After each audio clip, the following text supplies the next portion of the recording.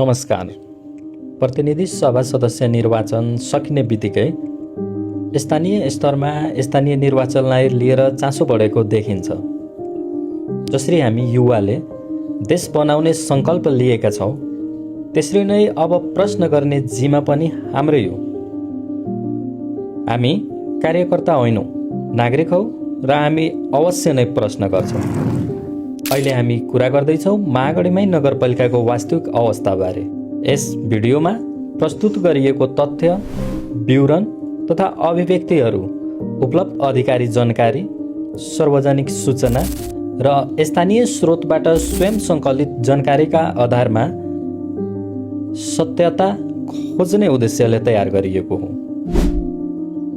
विक्रम सम्वत 2073 सालदेखि हालसम्म महागढीमाई नगरपालिकाका विकास, राज्यबाट आएको बजेट, पालिकाभित्र भएको अनियमितता लगायत शिक्षा तथा स्वास्थ्यको बारेमा कुराकानी गर्नेछौँ।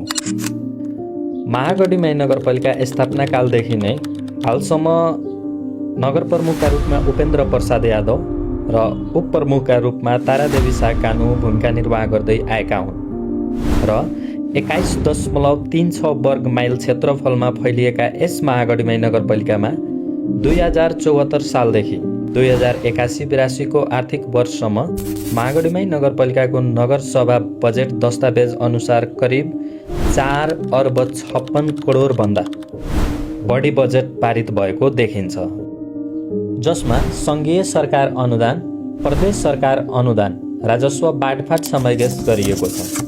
महागढीमाई नगरपालिकाको केन्द्रमा स्थापित विश्व प्रसिद्ध गढीमाई मन्दिरको आय महागढीमाईको आयलाई मजबुत बनाउने राम्रो क्षेत्र देखिन्छ।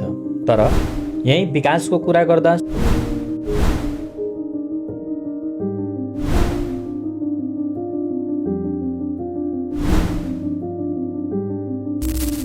यहाँ विकास कतै देखिएको छैन।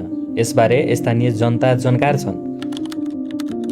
यसैबारे हामी महागढीमाई नगरपालिकाका उपप्रमुख तारादेवी शाह कानुज्यूसँग गरिएको फोन संवाद सुन्नुहोस्। पोखरी सौन्दर्यकरण गरेको छ, 15 सयको हस्पिटल पनि बनेको छ, नगरपालिका भवन पनि बनेको छ, नमुना माध्यमिक क्याम्पस पनि बनेको छ। हजुर, गढीमाईदेखि गञ्जभानपुर जान कृषि नयाँ बाटो ठोस काम छ नि। हजुर, त्यही हामीहरू मैले 5 वटा बताएको छु। हजुर, नत्रले सानोतिनो त धेरै छ, बाटोघाटो त नयाँ कृषि बाटो धेरै निकालेको छु हामीहरू। हजुर, हजुर, तपाईँ आएर अनुगमन पनि गर्न सक्नुहुन्छ।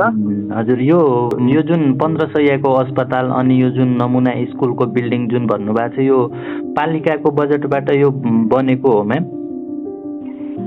होइन, पालिकाको होइन, बजेट हो।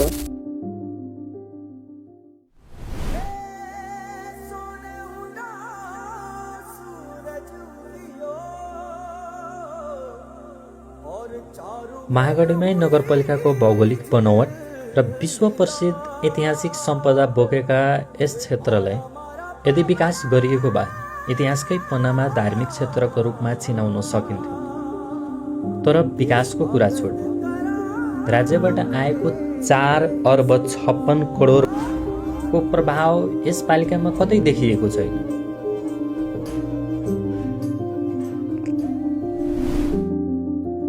अब यहाँ प्रश्न खडा हुन्छ, राज्यबाट आएको नगरपालिका विकासको लागि यति पैसा कहाँ गयो?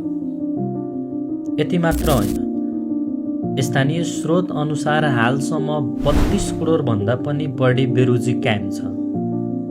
यहाँ अध्ययन गर्नुभयो भने तपाईँलाई सोच्नमा मजबुर गरिदिन्छ कसरी जनतालाई झुक्याइएको छ र व्यक्तिगत स्वार्थका लागि कसरी सबै पैसा खाइएको छ। गढीमाई मन्दिर नयाँ बनाउन मात्र अध्ययनका लागि झन्डै 10 लाख रुपैयाँ खाइएको छ। यो कस्तो अध्ययन होला, तपाईँ मूल्याङ्कन गर्न सक्नुहुन्छ। यति मात्र होइन, कानुनले अनुमति नदिएका कानुन विपरीत शीर्षकमा त कतिौं रकम अपचलन भएको देखिन्छ। 2080-81 मा 6 लाख हाराहारीमा मोबाइल फोन खरिद गरिएको छ। एउटा वडा सचिवले त भविष्यका लागि 2 लाख 86,238 रुपैयाँ पेस्की लिएको देखिन्छ र इमान्दारीपूर्वक काम गर्ने यहाँ तल्लो स्तरको कर्मचारीको गुनासो सुन्नुहोस्। Sabta pyrkivään men behöver julotolapin. महालेखा परीक्षकको प्रतिवेदन अध्ययन गर्दा यस पालिकामा काम गरेका कति संस्थाहरू नगर प्रमुखज्यूको नजिकै व्यक्तिको नाममा दर्ता भएको देखिन्छ। त्यहाँ पनि बेरोजु काम छ। यस्ता अनियमितताहरू त कति छ कति। यी कुराहरूलाई एकछिनका लागि यहीँ राखौँ र हामी यहाँका शिक्षाको वास्तविक अवस्था बुझ्ने प्रयास गर्छौँ। महागढीमै नगरपालिकामा शिक्षाका लागि यहाँका भौतिक पूर्वाधार तथा अन्य सुविधाहरू राम्रो देखिन्छ, तर यसभित्र पनि कसरी यहाँका नगर प्रमुखज्यूले आफ्नो व्यक्तिहरूलाई आफ्नो आसेपासेहरूलाई भित्राई शिक्षाको गुणस्तर घटाएको छ। यसका बारेमा हामीले करिब 1 वर्ष अगाडि सम्बन्धित निकायसम्म पनि आवाज पुर्याएका छौँ। यो कुराले गर्दा कसरी यहाँका विद्यार्थीहरूलाई मात्र होइन, यहाँका योग्य शिक्षकहरूको मनोबलसँग खेलवाड गरिएको छ। यो कुरामाथि हामीले पहिला पनि चर्चा गरेका छौँ। अवस्था जस्ताको त्यस्तै छ। हस्, धन्यवाद। यसै भिडियोको अर्को भागमा यहाँका नगर प्रमुखज्यूको कार्यकाल पछिको वास्तविक सम्पत्ति र अन्य कुनै आय स्रोत नभएका एउटा मेयरको तल्लोबाट यतिको विलास जीवन सम्भव कसरी छ, यहाँ हामी प्रश्न गर्छौँ र आगामी निर्वाचनको लागि यहाँका ठुला ठुला व्यवसायहरूले कसरी आफ्नो स्वार्थ पूरा गर्न महागढीमै नगरपालिकालाई टार्गेट गरेछ, यसको बारेमा पनि हामी अवश्य नै कुराकानी गर्नेछौँ।